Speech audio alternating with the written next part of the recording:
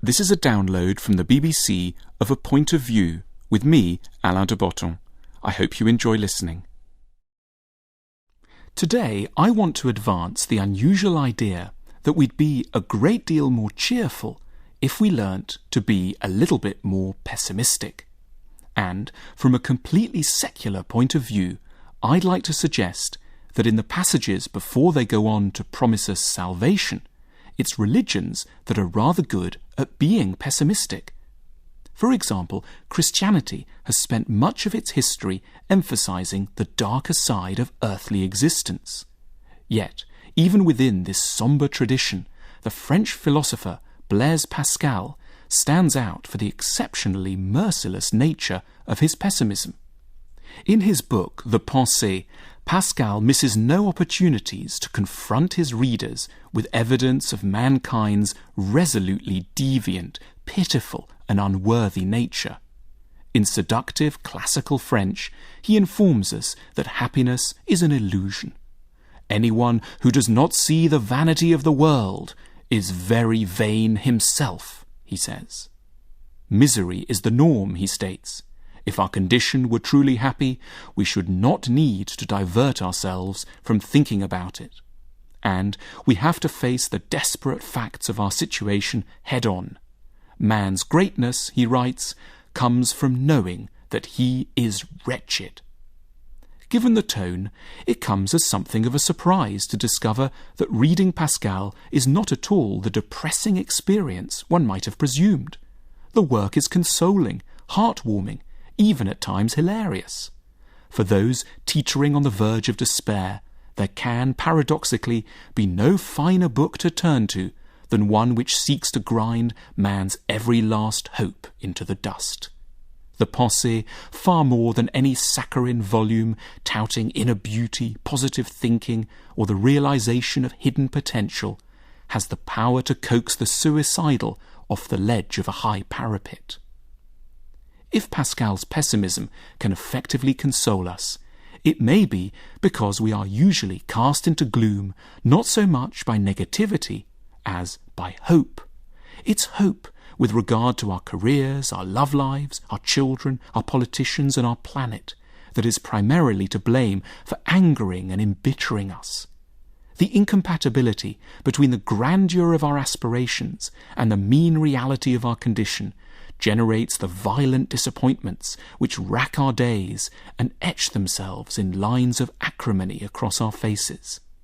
Hence the relief which can explode into bursts of laughter when we finally come across an author generous enough to confirm that our very worst insights, far from being unique, are part of the common, inevitable reality of mankind. Our dread that we might be the only ones to feel anxious, bored, jealous, perverse and narcissistic turns out to be gloriously unfounded, opening up unexpected opportunities for communion around our dark realities. We should honour Pascal and the long line of pessimistic writers to which he belongs for doing us the incalculably great favour of publicly and elegantly rehearsing the facts of our sinful and pitiful state. Of course, this is not a stance with which the modern world betrays much sympathy, for one of its dominant characteristics, and, in my opinion, its greatest flaw, is its optimism. Despite occasional moments of panic, most often connected to market crises, wars or pandemics, the secular contemporary world maintains an all but irrational devotion to a narrative of improvement, based on a quasi-messianic faith in the three great drivers of change: science, technology, and commerce.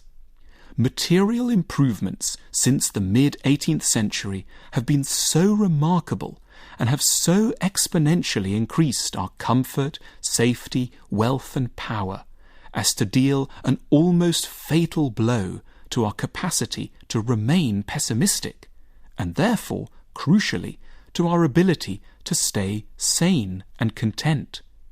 It's been impossible to hold on to a balanced assessment of what life is likely to provide for us when we've witnessed the cracking of the genetic code, the invention of the mobile phone, the opening of Western-style supermarkets in remote corners of China, and the launch of the Hubble telescope. Yet, while it is undeniable that the scientific and economic trajectories of mankind have been pointed firmly in an upward direction for several centuries, you and I do not comprise mankind.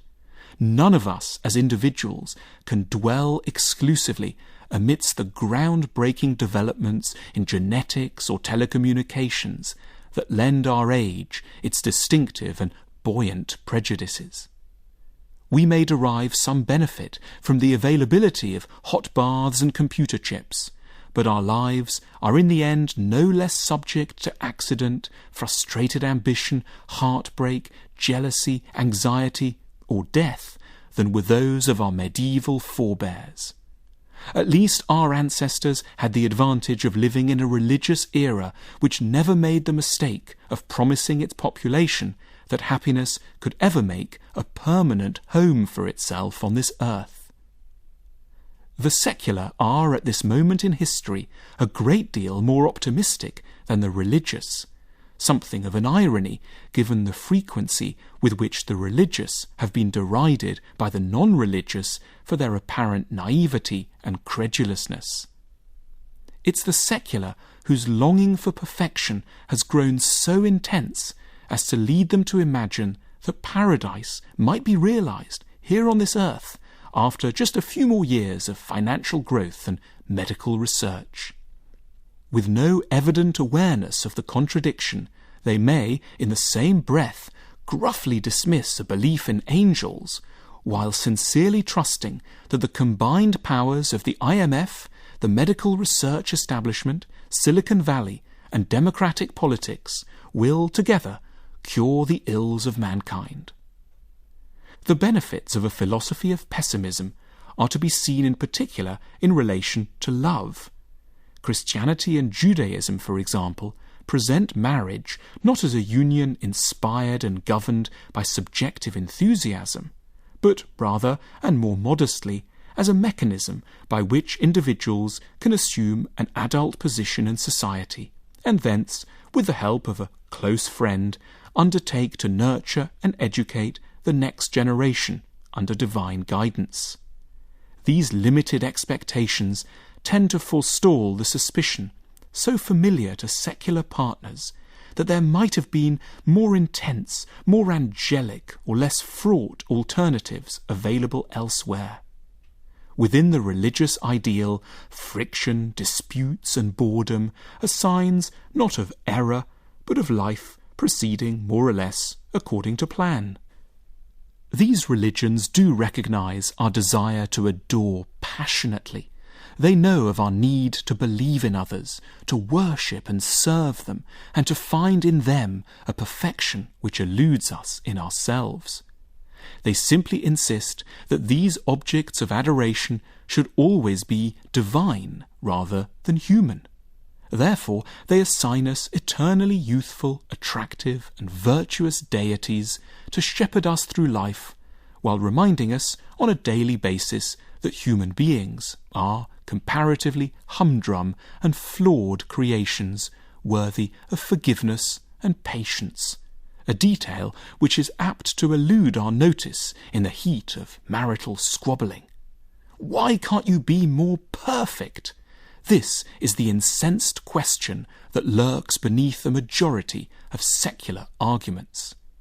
In their efforts to keep us from hurling our curdled dreams at one another, religions have the good sense to provide us with angels to worship and lovers to tolerate. A pessimistic worldview does not have to entail a life stripped of joy.